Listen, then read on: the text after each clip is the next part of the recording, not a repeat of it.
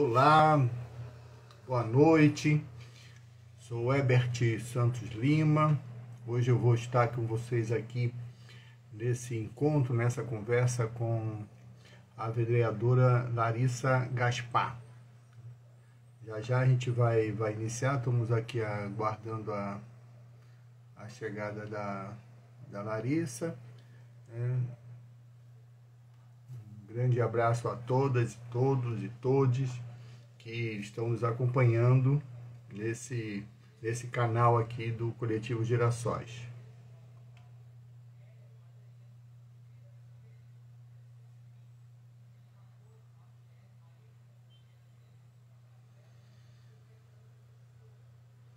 Aguardando.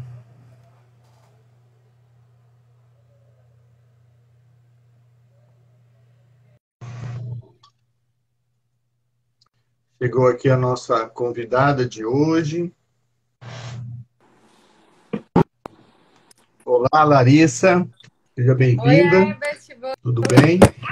Acidentes. É um prazer ter você aqui.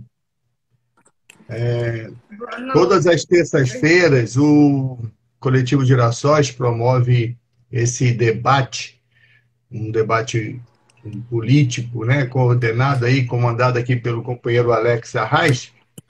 E agora eu vou, às terças-feiras, dividir com ele esse espaço. Você é a minha primeira convidada, né, para esse debate hoje. Obrigada, viu? Vai ser uma conversa sobre direitos humanos, política e espiritismo, né?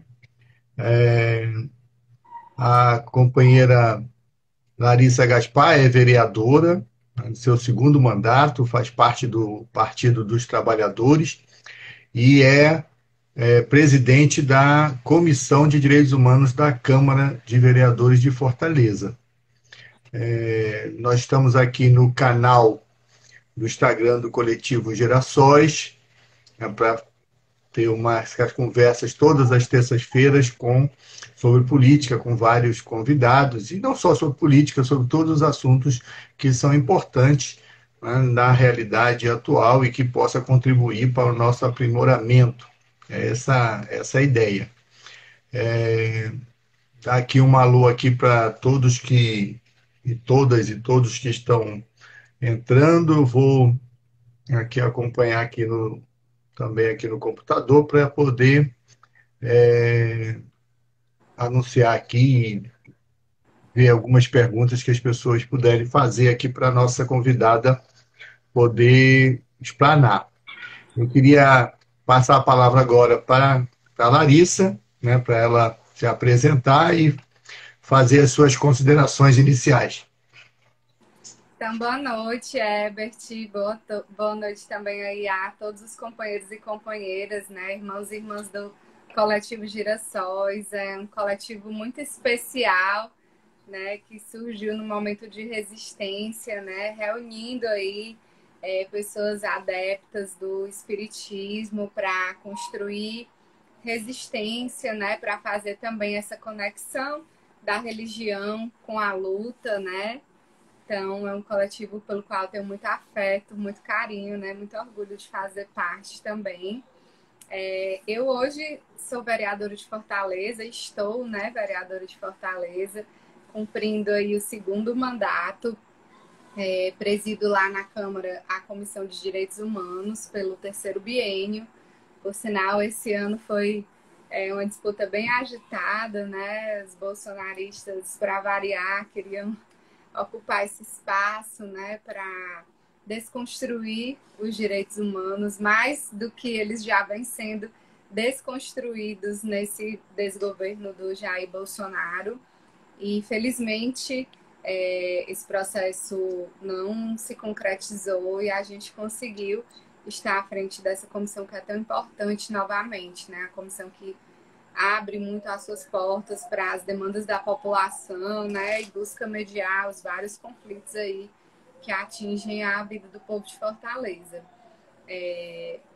Essa minha trajetória assim na política, ela começa bem lá atrás, assim, na capoeira, né, onde eu passo a participar de muitas rodas nas periferias e aquela desigualdade começa a me incomodar, né? Ainda era adolescente. E a gente começou a desenvolver alguns projetos sociais junto com o nosso mestre, Robério, que hoje coordena aí o Centro Cultural Água de Beber. E de lá para cá, né, eu entrei na universidade, no curso de Direito, aí me engajei no movimento estudantil, comecei também a militância partidária. Depois disso, eu também entrei nos movimentos de mulheres, nos movimentos em defesa de direitos humanos. O Gabriel aqui querendo meu celular. Filha, a mamãe tá usando o celular na live, tá certo? Depois eu te empresto. Tô usando aqui na live. Vai pra lá. Verdade, tá aí, tá. Pois um beijo, viu? Te amo. Fechei a porta pra mamãe participar da live. Desculpa, gente, vida de mãe é isso, né? A gente concilia aqui o cuidado com os filhos, né? E o trabalho. Então, teve esse engajamento também depois de entrar na universidade. Tive a oportunidade de trabalhar na Prefeitura de Fortaleza como coordenadora de políticas para as mulheres. E aí essa luta foi crescendo. Coordenei também o Abrigo, que acolhe as mulheres ameaçadas de morte. E aí essa luta foi sendo vista, né, pela cidade, pelo estado, e eu disputei minha primeira eleição em 2014, né, quando fui candidata a deputada estadual, e tive uma boa votação, não fui eleita, mas tive uma boa votação. Em 2016 saí candidata a vereadora, né, me elegi aí por um voto, um aperto danado. Se tivesse empatado, né, a outra pessoa que teria entrado, porque era mais velho, né? E o critério é a idade. Então, que bom que deu certo. E aí, em 2020, a gente conseguiu a nossa reeleição com votação muito expressiva, né? A gente foi a vereadora mais votada do PT. Ebert também foi candidato e contribuiu na construção dessa chapa do Partido dos Trabalhadores. E estamos ali, né?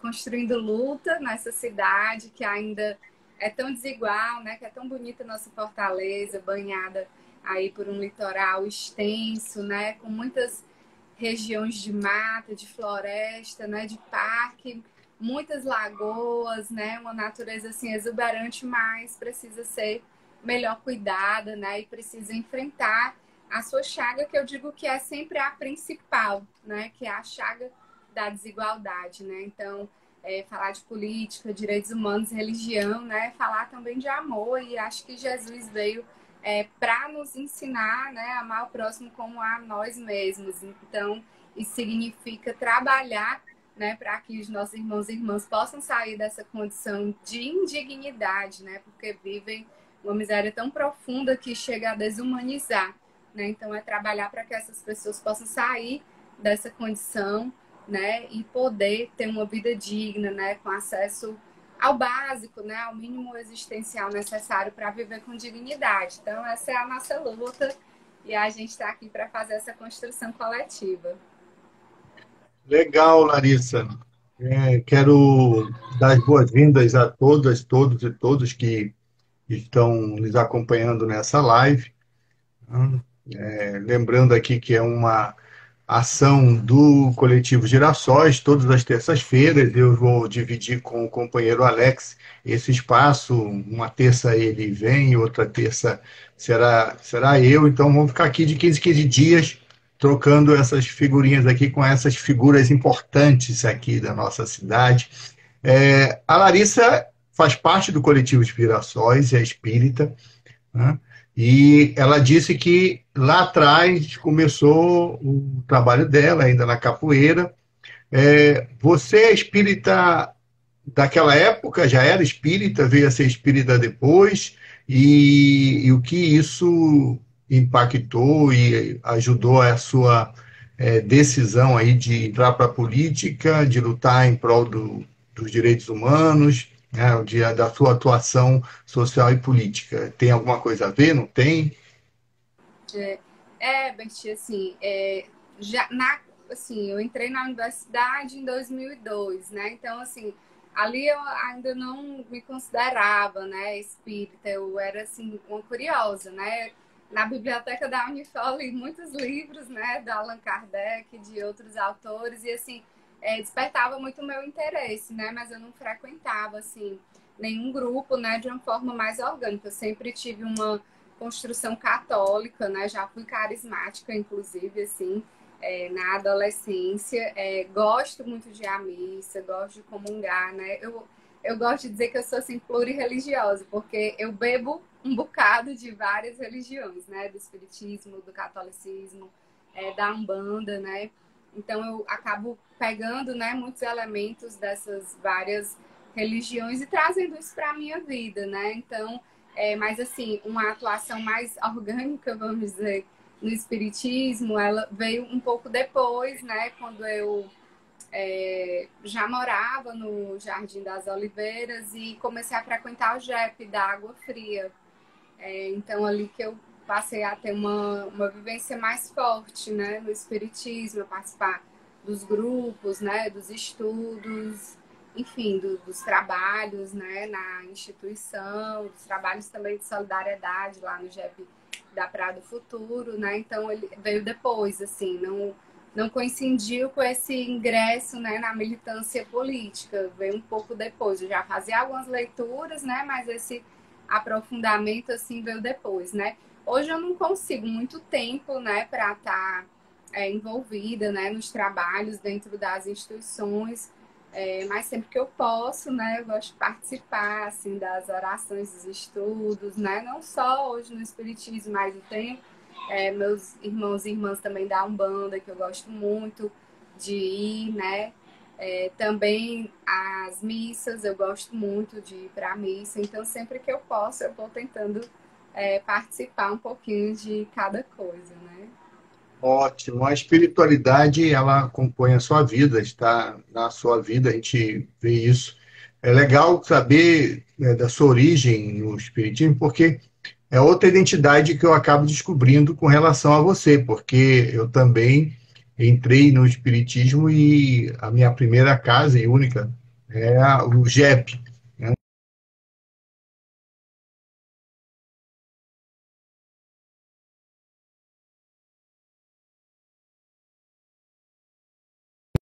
Legal a gente saber disso. Vamos falar um pouquinho sobre a nossa conjuntura política, né? E o que isso tem a ver com nós, espíritas, e com a sociedade em geral. A gente vive um momento muito difícil na sociedade brasileira, né? A gente vê o aumento da fome, o aumento do desemprego, o aumento das desigualdades, e um aumento do autoritarismo, né, de uma luta antidemocrática, do negacionismo. O que essa conjuntura diz para a gente, né, como é que a gente, que tem a missão de encarnados contribuir para o progresso da humanidade, como é que a gente, você vê essa realidade e como a gente pode atuar para transformar e contribuir para um progresso da nossa sociedade? Então, Herbert, você disse muito bem, né? A gente está vivendo aí um- uma grave crise, né? Assim, política, econômica, sanitária. A gente está diante de um governo que é extremamente autoritário, né? Assim, preconceituoso, um governo classista. Ele tem um lado, né? E o lado dele é a elite econômica, e isso tem feito o nosso povo sangrar, né? Literalmente, assim, as pessoas estão morrendo não só pelo vírus, né? Que já matou aí mais de 560 mil pessoas, mas estão morrendo também pelo desmonte das políticas sociais que foram construídas, né, ao longo de muitos anos de luta, né, de diálogo com a sociedade civil, com os movimentos sociais.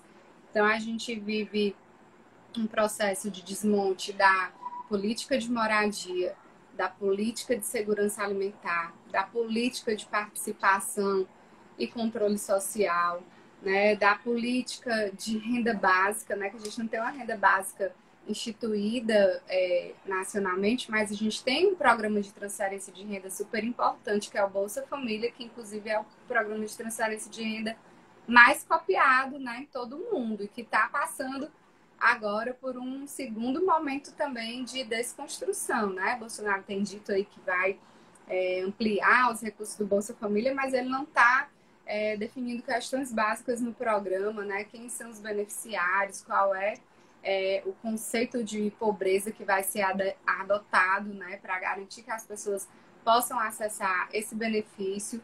Então, a gente tem vivido todo esse desmonte, né, que tem feito com que o país volte para trás, né? Um país que já não alcançou ainda o nível de evolução, de desenvolvimento, né, que a gente deseja, mas que vinha conquistando alguns bons índices, né?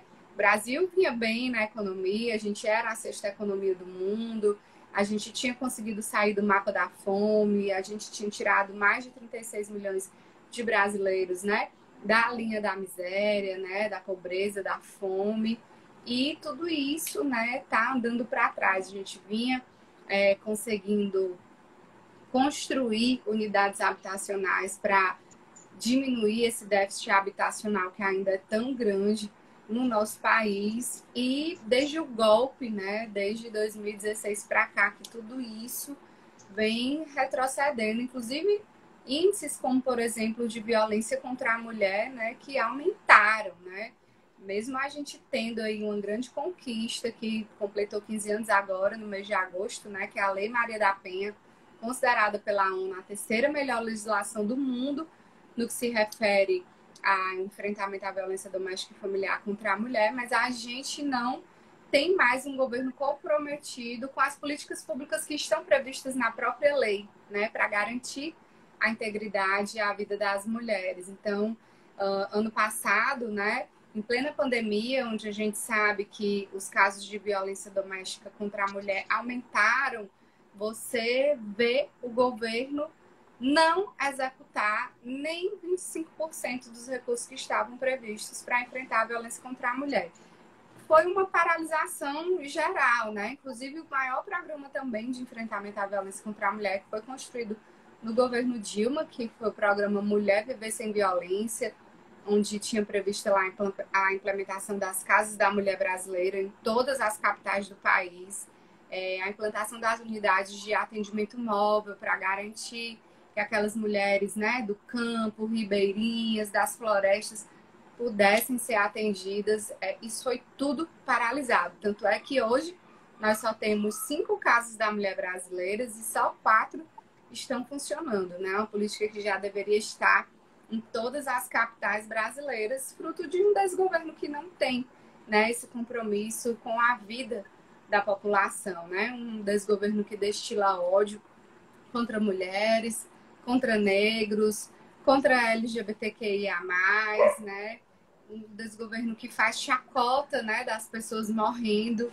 Bolsonaro chegou a imitar uma pessoa morrendo com falta de ar, assim, dizendo que é mimimi. Então, assim, é de uma desumanidade, é de uma falta de espiritualidade, é de uma falta de Cristo tão grande que eu realmente, assim, não consigo acreditar como é que esse sujeito, né, e aqueles que estão ali no seu entorno ainda têm a audácia, né, de querer falar em nome de Deus, né, de se dizer cristão, e de outras pessoas, né, que estão nos municípios, né, nos estados, também levarem esse mesmo discurso, né, assim, encher a boca para falar em nome de Deus, das igrejas, dos templos, né, e apoiam uma pessoa que tem um governo de morte, né, um projeto político de morte, né, que ameaça a todo instante a democracia, né, que tem colocações absurdas que todo mundo conhece, né, que exalta um cara que na ditadura era responsável por colocar ratos nas vaginas das mulheres, né? Então, assim, que cristianismo, né? Que solidariedade, que fraternidade é essa, né? Numa pessoa que traz dentro de si e para fora de si tudo que há de pior, né? Tudo que há de pior, assim, que só destila ódio, preconceito, intolerância. Então, eu acho que o nosso país está precisando de uma virada muito grande, sabe? Assim, de 360 graus, né? para que a gente possa reconstruir um novo projeto político, né? Com pessoas que tenham realmente o objetivo de fazer o nosso país se desenvolver, garantindo inclusão, garantindo a sustentabilidade, né? Respeitando a natureza, porque Bolsonaro também vem destruindo a natureza, né? Aquele sinistro do meio ambiente que, né, quis realmente flexibilizar toda a nossa legislação ambiental, né, para entregar a nossa Amazônia, a nossa natureza para madeireiros, grileiros, né? Enfim, desmatadores aí de toda sorte. Então, esse cenário péssimo, né, que a gente vive e que às vezes ele é adoecedor, né, adoecedor para a nossa saúde mental. Outra política também destruída pelo desgoverno Bolsonaro, né, que tem inclusive apoiado, né, a volta dos manicômios, né, assim, na cabeça dele, as pessoas que têm algum comprometimento da sua saúde mental, uma pessoa que está com depressão, né, deve ser alijada da sociedade, né, colocada numa clínica fechada para ser entupida de medicamento. E quem assistiu o Bicho de Sete Cabeças, né, pode ter um pouco de ideia do que a gente está falando, né, da gravidade de tudo isso. Então, um governo de retrocessos absolutos, né, em todos os campos da nossa vida e que precisa de um basta, né, precisa parar, né, e eu acho que esse é o papel de nós cristãos, né, de nós pessoas que amamos a Deus sem precisar estar gritando nas tribunas dos parlamentos, né, que a gente ama a Deus, né? Eu acho que o amor, mais do que ser demonstrado em palavras, ele tem que ser demonstrado na prática, né? Ali, como Jesus fez, né? Jesus não dava com holofote nenhum, dizendo, eu sou o filho, né, de Deus, eu amo Deus, e quem não amar vai para o inferno. Ele não andava, né, com esse tipo de pregação. Pelo contrário, ele chegava ali no canto dele, curava ali os leprosos, né? Vai em paz, ele via uma injustiça, né? Via uma prostituta apedrejada, se colocava ao lado dela num ato de solidariedade, né? Em vez de estar xingando, em vez de estar promovendo o machismo. Então, eu acho que a gente tem que resgatar, né, o que foi a experiência de Cristo, né? E usar dessa experiência, né, para tentar transformar a nossa sociedade, né? Porque a gente está bem adoecido, sabe, Herbert? E eu acho que existe uma necessidade muito grande de que as pessoas voltem a enxergar, sabe? Voltem a enxergar, voltem a acreditar e voltem a se movimentar, a se mobilizar para transformar tudo que está posto aí, porque está bem difícil, né? O nosso país está afundando e junto com ele o nosso povo. Obrigado, Larissa. A Marta Zélia, né, diz o seguinte: essa realidade atual do Brasil parece um pesadelo. Isso é a grande verdade. Eu quero aqui dar uma boa noite para todas, todos e todos que entraram aqui no nosso live, que estão participando. Convido a eles que quiser colocar alguma questão para a gente comentar aqui. Eu vou passar aqui para a nossa convidada. Estamos conversando um pouquinho sobre direitos humanos, política e espiritismo com a vereadora Larissa Caspar, né? Ela disse há pouco aí da questão dos manicômios, realmente não estão... esse retrocesso chega até a volta da terapia do eletrochoque, né? Eu fiquei abismado, não sei se você soube, mas eu vi um anúncio de uma prefeitura do interior que anunciou a construção do primeiro hospital manicomial do Ceará com essas terapias. Está anunciando aí lá no interior. Eu tentei ver isso, se tinha alguma coisa do governo do estado, eu não consegui achar, mas é preocupante realmente essa política. Falando um pouquinho sobre direitos humanos, né, você já chegou a colocar alguma coisa nesse sentido, né? Lembrou a questão da mulher. No sábado passado nós tivemos os 15 anos da Lei Maria da Penha. Agora, não dá para a gente imaginar uma mudança na sociedade se a gente não resolver o machismo estrutural, né, que está entranhado na nossa sociedade, o racismo estrutural, que é outra chaga da nossa do nosso mundo contemporâneo, né, e principalmente no nosso país, né, que nega a questão do racismo. Sexta-feira, mais uma atrocidade, um senhor, né, negro, 56 anos, né, quase da minha idade, um ano mais novo só, ao ir ao mercado atacadista, que nós temos aqui também, uma das filiais, e foi obrigado, se viu obrigado a tirar toda a sua roupa para mostrar que não tinha roubado nada. Isso é uma vergonha, um absurdo, uma humilhação, e que requer que a gente faça alguma coisa. Não dá para a gente ficar parado assistindo isso de uma forma omissa, né? Ou então apenas nos indignarmos na rede social. A gente precisa, está faltando mais ação da sociedade, nós temos o compromisso de agir. E um terceiro vetor que eu acho que também não dá a mudar é a questão da LGBTQIA+ fobia, né? Então, esses três parâmetros mostram o grau de desigualdade e de desumanidade para com o nosso povo. Então, você é vereadora, presidente da Comissão de Direitos Humanos, e além de atuar nessas áreas que eu sei que você atua, recentemente sofreu uma ameaça nas suas redes sociais de morte, né? Foi de ameaças, né, contra a sua vida, contra não só da sua vida, como de sua família. Mas não foi só você, né? Antes nós tivemos o Padre Lino, que também foi ameaçado. Nós temos um rapaz na Sabiaguaba, Roniel, né, que tivemos lá prestando nossa solidariedade. Eu e você estivemos nesse momento com outros atores, com outras associações, que a gente precisa denunciar isso. As pessoas não podem se sentir sozinhas. E lá eu fiquei sabendo que até a vereadora Adriana, da nossa cara, também sofreu ameaças, né? Como é que você vê esse cenário? Como é que você está se cuidando, né? E o que a gente precisa fazer para defender cada vez mais e valorizar a bandeira dos direitos humanos? Lembrando que esse presidente se elegeu com um dos lemas, dizia o seguinte: direitos humanos para humanos direitos. O que isso quer dizer? O que você acha disso? E conte um pouquinho da sua história e como é que a gente pode contribuir para reafirmar e lutar pelos direitos humanos. Então, Herbert, né, como eu estava comentando, a gente está diante de um desgoverno, né, cujo único compromisso é com a elite econômica, né, desse país, assim.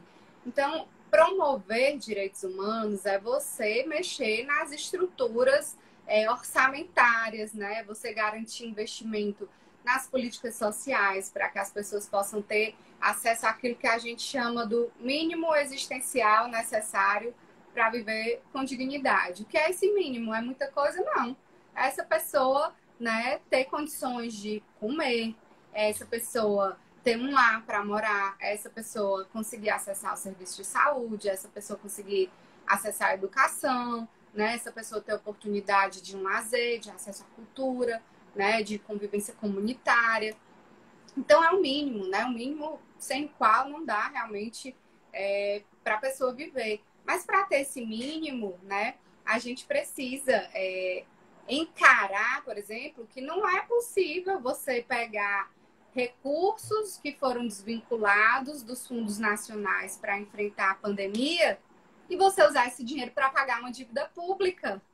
Não existe, gente, né? Assim, são ataques de todas as ordens, né? No momento que o país mais precisa de união, de força, né, para enfrentar essa pandemia do coronavírus, Bolsonaro simplesmente decidiu usar os recursos que foram desvinculados daqueles fundos, né, para pagar a dívida pública, né, assim, para dizer amém para o capital financeiro internacional e o nosso povo morrendo aqui, morrendo com falta de vacina, com falta de oxigênio, com falta de medicamento para fazer procedimento de intubação, com falta de um auxílio emergencial, né, para comprar comida, ficar em casa e se proteger e evitar a disseminação do coronavírus. Então, assim, a gente está, né, diante de um desgoverno que quer realmente destruir as políticas de direitos humanos, as políticas de proteção social, né, as políticas de moradia digna, como ele já destruiu, né? Minha Casa Minha Vida morreu.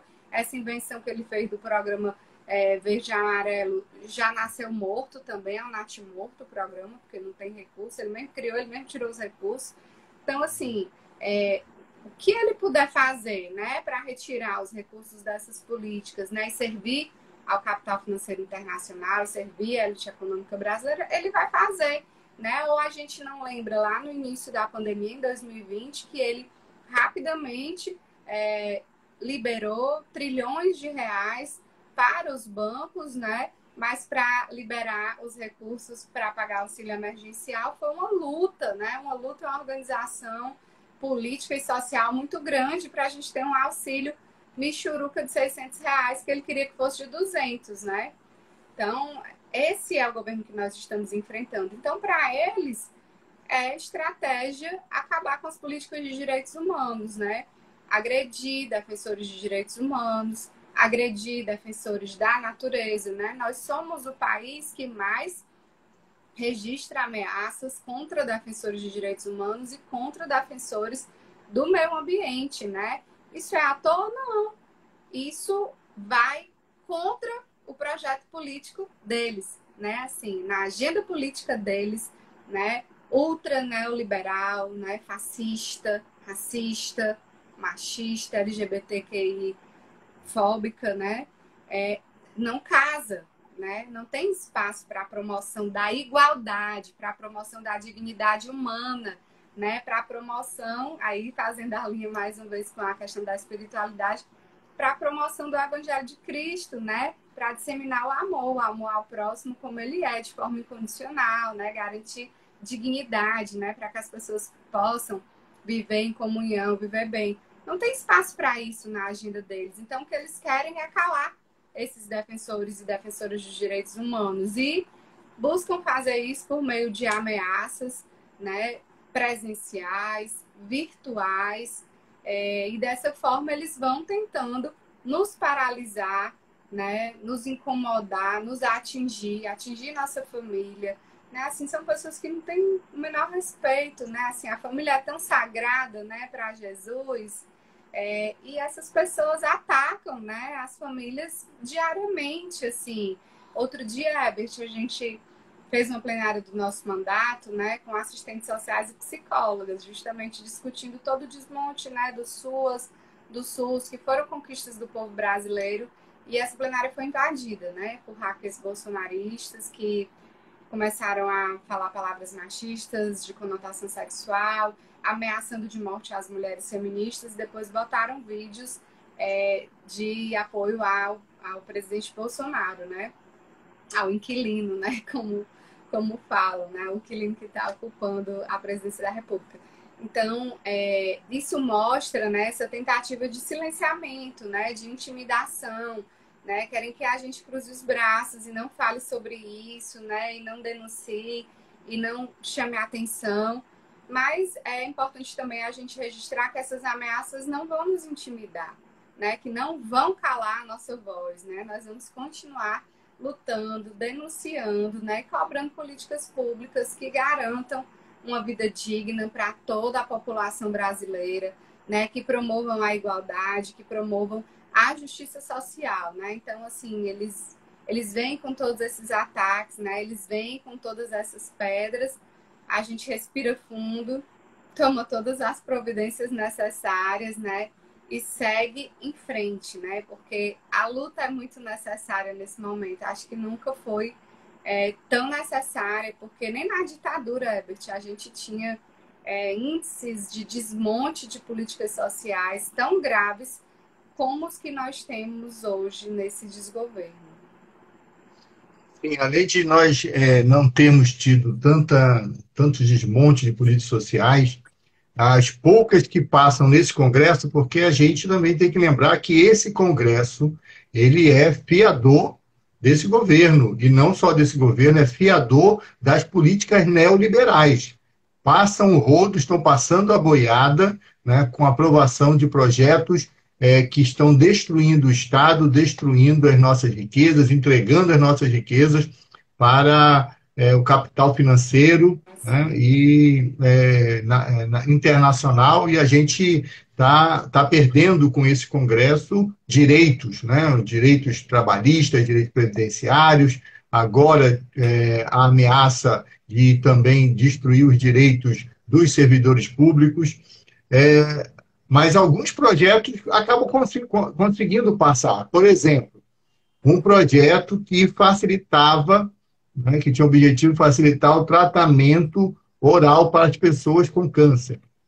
Um projeto que obrigava os planos de saúde a cobrir, né, os tratamentos com câncer. Um projeto que proibia os despejos durante a pandemia. Esses projetos passaram no Congresso e o presidente Bolsonaro, o genocida, vetou. Né? Vetou todos. Né? Então, dentro daquela sua política de morte. Né? Então, isso é uma prova do que a gente está falando aqui. Deixa eu ler umas mensagens, né, que o pessoal está colocando aqui. Muito obrigado pela participação. O Nego Lindo, 1234. Diz que estão fazendo um trabalho na luta pela igualdade racial e social. E diz: boa noite, Larissa, sou seu fã. Obrigada, um abraço. O Robert Val, ele diz o seguinte: isso aí é uma pergunta para você, você vai responder aí com toda a sua autoridade. Larissa, o que fazemos para dar um basta nesse golpismo de Bolsonaro? O que a gente faz? Ele hoje colocou, né, os tanques na rua, uma demonstração de força contra o Congresso, contra o Judiciário. Né? O que a gente faz para dar um basta nesse golpismo? Né? E o Alan Sérgio, o companheiro, boa noite, companheiro. Como, Larissa, você avalia a atuação das comissões de direitos humanos do Parlamento nas três esferas, municipal, estadual e no Congresso Nacional, frente a tantas violações de direitos humanos? Essas perguntinhas aí para você. Acho que essa tentativa, né, mais uma tentativa de intimidação do Bolsonaro a todo o regime democrático, né, ao Congresso, ao Judiciário, à população brasileira de uma forma geral, com aqueles tanques velhos, né, ali em Brasília, que nos juntou uma dúzia de gato pingado, né, mostra o desespero dele, né, porque o governo dele está derretendo, né, a popularidade dele está caindo muito. Lamentavelmente, né, ainda tem pessoas que apoiam todas as atrocidades que esse genocida tem cometido, né? Mas o fato é que ele está caindo, né? Está caindo muito. E está desesperado, né? Então ele está, como se diz, atirando para todo lado, né? Assim, tentando se manter a qualquer custo no poder, né? E fazendo essas ameaças que são graves, né? Que a gente não pode relativizar. E eu acho que as instituições brasileiras deviam responder à altura. Porque, Herbert, se fosse o Lula ou a Dilma fazendo uma marmota dessas, eles já teriam sido presos e enfrentado coisas piores até do que a prisão, eu tenho a mais absoluta certeza. Né? Mas um sujeito como esse, né, que carrega uma coleção de crimes de responsabilidades, que são notórios, públicos e notórios, ainda se mantém na presidência. Isso é um absurdo, né? Isso é revoltante, muito indignante, inclusive. Se ele não cai, aí ele pergunta o que fazer. O que fazer é o impeachment. Né? Ele tem que sofrer o processo de impeachment, porque crime de responsabilidade não, ele tem vários, né? Ele tem uma coleção, um caderno. Né, um caderno de 12 matérias cheinho de crimes de responsabilidades aí registrados.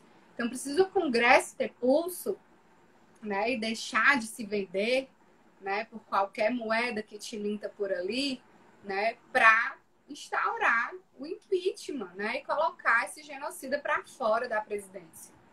Não sei se o Congresso fará isso.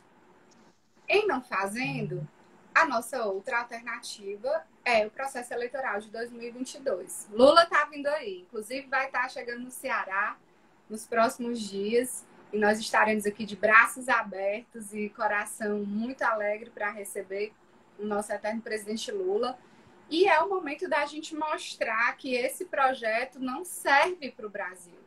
O Brasil precisa parar Bolsonaro. Se não for pelo impeachment, vai ser nas ruas, né? Vai ser nas eleições de 2022, onde a gente precisa, né, mostrar, resgatar, relembrar a população brasileira todas as atrocidades que foram cometidas por Bolsonaro, né? E dizer que esse projeto não nos representa, né? Que a gente quer de volta um Brasil que pensa no seu povo, né? Que dá a oportunidade do seu povo entrar na universidade, fazer intercâmbio, se tornar atleta, né? Que seriam dos nossos medalhistas se não fosse um Bolsa Atleta implementado no governo Lula, né? Se não fosse todo o investimento feito lá atrás e que hoje está dizimado, né? Então, assim, a gente quer um outro modelo de vida, né? A gente quer bem viver, né? A gente quer construir uma outra sociedade que não tem nada a ver com isso que está posto hoje. Então, ou a gente derrota Bolsonaro através do impeachment, que é uma responsabilidade do Congresso, ou a gente derrota esse sujeito nas urnas em 2022, elegendo Lula presidente para o Brasil sorrir de novo. Ok, amiga, obrigado. Deixa eu ler mais umas manifestações aqui. O Alex Marques, ele diz o seguinte: aumentou em 68% as ameaças aos defensores dos direitos humanos. Isso é uma verdade, isso a gente já conversou aqui. O Bolsonaro, o Castro, o Bolsonaro tem um projeto político de retrocessos de direitos. Está corroborando, é isso mesmo, a gente tem batido esse papo, estamos vendo isso com clareza. O Alex, mais uma vez, fala que precisamos fortalecer essa rede de defensores dos direitos humanos e exigir que o Estado de Direito cumpra o seu papel constitucional. É isso que a gente tem dito. E não só dito, nós temos agido nesse sentido e muitos defensores dos direitos humanos e todos aqueles que se identificam têm cobrado do Estado uma ação rápida e célere. E no caso aqui do Ceará, no caso do Padre Lino, no caso da vereadora Larissa Gaspar, houve essa celeridade e rapidamente, especialmente no caso da vereadora, no dia seguinte já encontrou quem foi que fez essas ameaças e foi intimado, foi levado a depor, né, se conheceu quem era essa pessoa. O Cássio também fala que o brasileiro morrendo e ele fazendo o desfile de tanque de guerra, isso mesmo. Pá, pá, pá. Também fala que nós temos uma bancada no Congresso imoral, que dá sustentação ao presidente genocida. O Alex diz que o tema dos direitos humanos precisa estar mais presente nas casas espíritas, nos grupos espíritas. Combate ao racismo, à homofobia, violências contra mulheres e todas as formas de violência estão totalmente alinhados, né, com a doutrina espírita. O Alex também diz que esse desfile bélico, né, expôs a fragilidade do presidente, né? E o Alex Arraes diz que os direitos humanos estão totalmente alinhados com a proposta de Jesus e do Espiritismo. Papá, tem uma pergunta.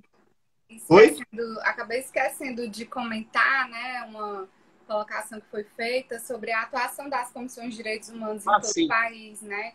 Acho que assim a atuação é exemplar, né? São espaços institucionais muito necessários, né? Porque são esses espaços que enxergam aquelas violações que a sociedade não quer ver, né? São esses espaços que enxergam as pessoas que estão sendo expulsas dos seus territórios, né? Seja por ação institucional, né? Seja por ação criminosa, né? São essas comissões que enxergam os casos de racismo, né? Os casos de violência contra a criança, enfim, essas violações chegam muito presente no dia a dia das comissões e a resposta, a atuação das comissões é muito rápida, né? No sentido de oficiar as instituições competentes, né? Para garantir a assistência a essas pessoas que estão tendo os seus direitos violados. Então, assim, nos mais diversos casos aí que a gente possa pensar, aqui em Fortaleza a gente vive um forte processo de remoções de populações, né, de áreas ocupadas, assim, quem chega primeiro são as comissões de direitos humanos, né, solicitando assistência para as famílias, solicitando realocação desses sujeitos, quando a gente identifica casos de ameaças, né, a defensores de direitos humanos, são as comissões que fazem também todo o processo de articulação com os vários órgãos competentes da segurança pública, do Ministério Público, né, para garantir a integridade desses sujeitos. Então, eu acho que a atuação das comissões de direitos humanos ela é fundamental, é um espaço político importante, né, que precisa continuar sendo ocupado por aqueles e aquelas, né, que compõem o campo progressista, que se preocupam realmente, né, com a promoção da dignidade humana. Sim, Larissa, é isso mesmo. Eu estava lembrando também, você chegou a falar aí sobre uma das políticas públicas dos governos Lula e Dilma, que foi importante, que é o acesso ao pobre, aos filhas, né, dos trabalhadores e das trabalhadoras, a uma educação de qualidade e até à universidade.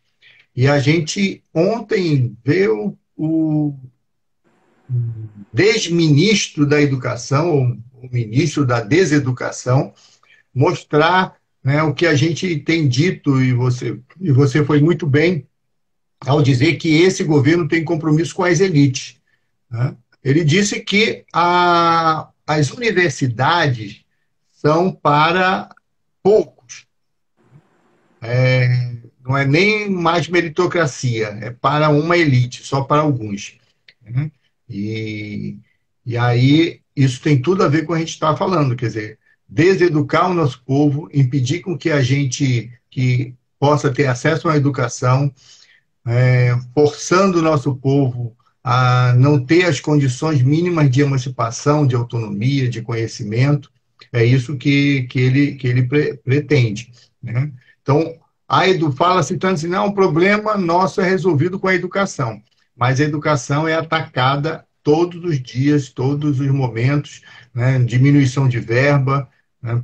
Não só para as universidades, mas também para os estados e municípios.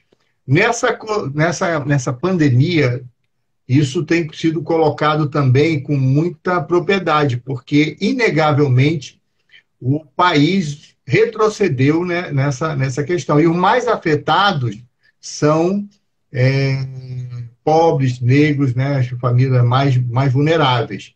E esse mesmo ministro disse que não está preocupado em garantir o acesso à rede, né, de internet para todas as escolas, né?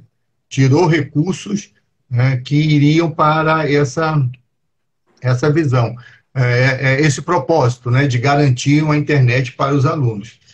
Esse governo ele busca realmente mais uma, né, visão de que ele não tem nenhum apreço pelo povo e para ajudar na emancipação da população, né? É isso mesmo, né? Inclusive, essa mesma colocação absurda já tinha sido feita pelo sinistro anterior, né? Que a universidade era espaço para poucos, né? Assim, então, eles querem desconstrução, né? Eles não querem que as pessoas tenham acesso a conhecimento, a informação, né? Porque a informação é libertadora, o conhecimento é libertador, e eles querem que as pessoas se mantenham presas, né? Às amarras dele, às narrativas estúpidas, né, criadas por eles e reproduzidas em massa aí, através das redes sociais. E a internet, né, nesse momento, ela tem sido muito necessária. E como você falou, Herbert, assim, tá faltando para as pessoas que mais precisam, né, nas periferias de todas as cidades desse país, nas áreas rurais, né, a dificuldade de acesso à internet é enorme. Então, a gente vai ter aí, né, uma perda muito grande no que se refere ao desenvolvimento educacional das nossas crianças, dos nossos jovens, né? Assim, uma coisa que o país vai ter que se debruçar muito, né? Sobre como a gente vai conseguir fazer esse processo de reparação mesmo, né? Porque é um tempo que se foi, que se perdeu, que ele não vai voltar, né? E aí os desafios serão construir caminhos e alternativas, né? Que possibilitem avançar com mais velocidade, né? Assim, eu acho que isso é possível, eu acredito que isso seja possível, mas não nesse desgoverno, né? Isso é possível dentro de um governo que tenha realmente compromisso com a vida do povo, né? Que os governos do PT, eles possibilitaram, além do ingresso e permanência, né? Numa educação de qualidade, com escolas de tempo integral, e acesso à universidade, possibilitaram também intercâmbio, né? O país tinha bolsas de estudo para muitos jovens, né? Da classe trabalhadora, tiveram a oportunidade de conhecer outros países, outras culturas, desenvolver uma outra língua, né? Para construir a sua vida até fora, né, do país, porque se preocupava realmente com quem mais precisava, né? Tinha esse olhar, né, de investir para enfrentar as desigualdades, né? Que não é o olhar que tem esse atual governo, né? Tem uma pergunta aqui, tem algumas perguntas que eu vou passar aqui, mas a Regiane, ela pergunta, quando o Lula chega ao Ceará? Lula deve vir dia 20, né? A previsão ele vem dia 20. Infelizmente, não vai ser um ato de rua, não vai ser uma manifestação, né? Porque por conta, obviamente, das questões da Covid, da pandemia. Inclusive, a gente está num momento aí com essa variante Delta, que precisamos tomar muito cuidado, todo mundo usando máscara, né, os cuidados. E quem não se vacinou, vacinar. Eu só estou aguardando a minha segunda dose, né, e a Larissa também. Né, então, a gente, infelizmente, o presidente Lula vai ter uma conversa política com os atores políticos locais, com as lideranças do movimento sociais do país. Ele está num processo de articulação, né? Está construindo as bases, as condições para ter não só ter uma campanha exitosa em 22, mas garantir que tenha um processo eleitoral, né? Porque esse presidente aí está querendo criar um golpe mesmo, quer criar as condições para que não haja eleição, porque ele sabe que vai perder. Então é isso que vai acontecer. Mas chegar um momento que a gente vai estar novamente com o presidente aqui, e Lula, né, quem sabe já como presidente, né, aqui na nossa terra. Quem mais? Não, a Rosângela Fernandes Vieira diz o seguinte: não sei como os espíritas e todos que se dizem cristãos podem se reafirmar sem lutares pelos direitos humanos. É um questionamento que todos nós temos que fazer, né? O Negulino disse que achou que a fala do ministro da Educação é incompatível com a ideologia da pasta, né? Com o projeto da pasta, a proposta da pasta. E o Negulino está aqui reafirmando. Larissa, você tem meu apoio, mulher de fibra e guerreira. E a Alane, ela está fazendo uma pergunta, né? Para a gente chegar aqui, temos 10 minutinhos aqui para a gente concluir. Como conciliar suas religiosidades e a política partidária? Eu queria, antes da Larissa responder, fazendo um gancho com o processo educacional que a gente fez, dizer que o espiritismo ele tem, né, uma forte ligação com a questão científica, com a questão do estudo, da educação, né, porque é por meio do conhecimento, né, do nosso esclarecimento que a gente tem condição de saber, né, quais são os nossos projetos, quais são os nossos propósitos, como é que a gente faz para evoluir, como é que a gente avança, qual é o nosso propósito aqui nessa encarnação, né, nossas encarnações. Então, a gente precisa estudar muito, né, precisa estar sempre atento e ser crítico, precisa analisar, saber ler a realidade, saber entender a realidade e, com base nos ensinamentos que os Espíritos nos trazem e os ensinamentos do Cristo, a gente cumprir a nossa missão reencarnatória de nos aprimorarmos moralmente e também contribuir com o progresso da nossa sociedade. Larissa, vê se você entende aí como você acha aí que a gente concilia a nossa religiosidade e a política partidária. Lembrando aqui que Padre Lino, né, ele foi atacado pelos religiosos da sua igreja, negacionistas, que achavam que nenhuma igreja deve discutir política, embora eles façam política todo o tempo. A política em prol contra a desigualdade é que não pode ser feita, contra as injustiças é que não pode ser feita. Então, é uma forma de fazer política e, ao final, faça as suas considerações finais, agradecendo desde já todas e todos que nos acompanharam nessa live. Tá.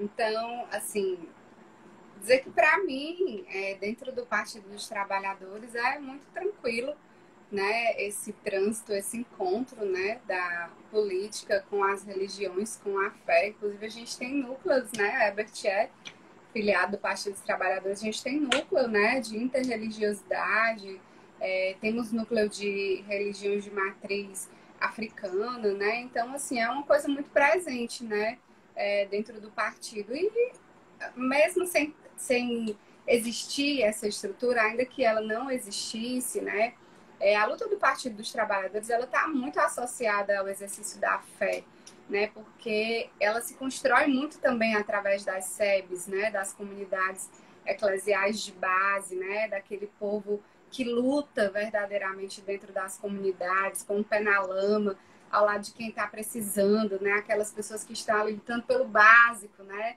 pelo esgotamento sanitário, né, por uma creche, por um posto de saúde, né? Então são essas pessoas, né, que estão na militância social, religiosa, né, que ajudaram, né, a construir esse partido. Então, assim, acho que não se dissocia. O que a gente não admite, né, é que a religião, as religiões, né, elas sejam instrumentalizadas por covardes, né, que se apropriam da fé alheia para se promover politicamente, para construir o seu projeto individual de poder, né? E com isso usam os espaços dos mais diversos templos, né, para propagar o seu pensamento político, né?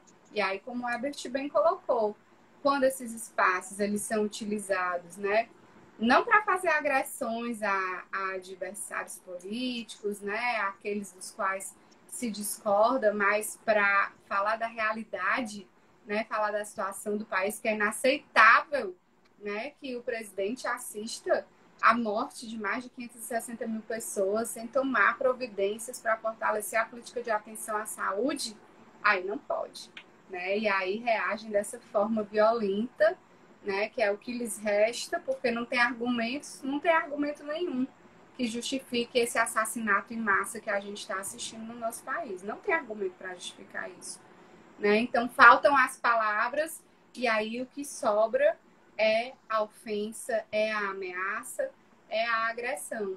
Então aproveito também esse momento para me solidarizar mais uma vez com o querido Padre Lino, um grande defensor dos direitos humanos, um homem que dedica sua vida àquelas pessoas mais abandonadas na sociedade, que são as pessoas em situação de rua. Padre Lino é da Pastoral do Povo da Rua, celebra no Natal, não nos templos lindos, maravilhosos, né, bem ornamentados, mas no meio da rua, com o povo da rua, né? É lá que ele faz a sua celebração de Natal. Então, assim, é um sujeito muito do bem, que não merecia de forma alguma ter passado, né, por tanta manifestação de ódio, de violência, né, de pessoas que se dizem cristãos, né, mas assim estão absolutamente equivocadas do que foram os ensinamentos de Cristo, né? Então, nossa solidariedade mais uma vez a esse grande companheiro.